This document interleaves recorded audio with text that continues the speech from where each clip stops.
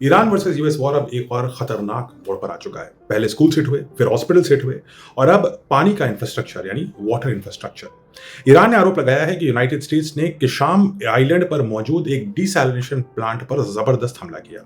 Iran के foreign minister ने इस अटैक को ब्लीटेंट एंड डेस्परेट क्राइम बताया, यानी बोला ये एक घिनौना अपराध है।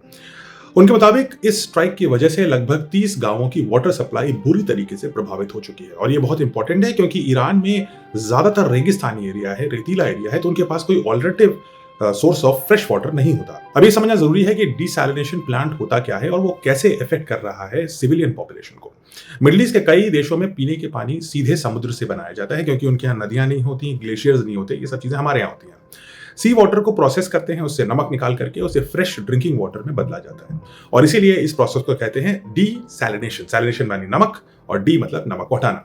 यानी अगर डीसैलिनेशन प्लांट्स डिस्ट्रॉय हो जाए किसी देश के तो कई इलाकों में पीने का पानी कंप्लीटली समाप्त हो सकता है। और यही वजह है कि अंतर्राष्ट्रीय ह्यूमैनिटेरियन लॉज के मुताबिक ऐसे क्रिटिकल सिविलियन इंफ्रास्ट्रक्चर आमतौर पर प्रोटेक्टेड टारगेट्स माने जाते हैं।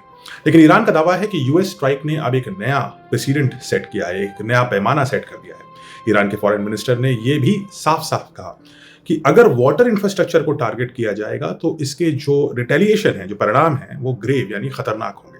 और उनका कहना है कि ये एस्केलेशन ईरान ने नहीं, अमेरिका ने शुरू किया है।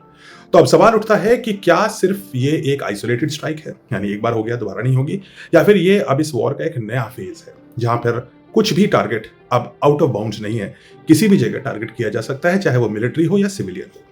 कमेंट्स में मुझे बताइए, क्या आपको लगता है कि इस तरह की वाटर प्लांट पे स्ट्राइक करना एक नया एस्केलेशन है वॉर में?